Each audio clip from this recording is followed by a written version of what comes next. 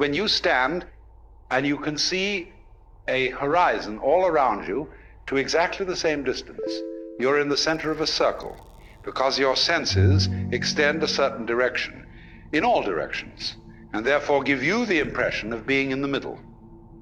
Now, everything in the world feels like that. And also it has its own kind, which look natural to it. You see, spiders and hydras and sea urchins and so on don't look very natural to us. We say, well, I wouldn't want to look like that. But they say when they see us, well, what kind of an awful thing is that? And what a lot of nonsense it does. Because the definition of a person is where you look from. And they, you see, in their situation, feel just as cultured as we can possibly feel. And they have their distinctions and their snobberies, just in the same way that we do. Because you see, they dig all sorts of things that we don't even notice.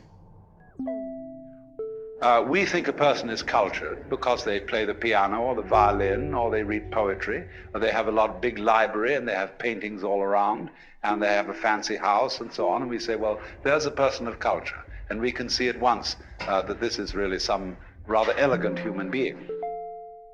But when you get down into the world of fishes, they have exactly the same thing.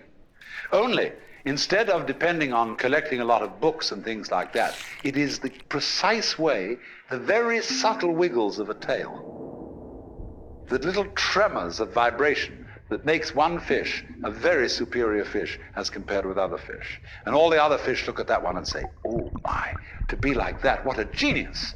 To be able to do just that little extra thing, see? Because they're very sensitive. Even airplanes in formation can't begin to do what birds and fish can do in their communal swirling dances that they do.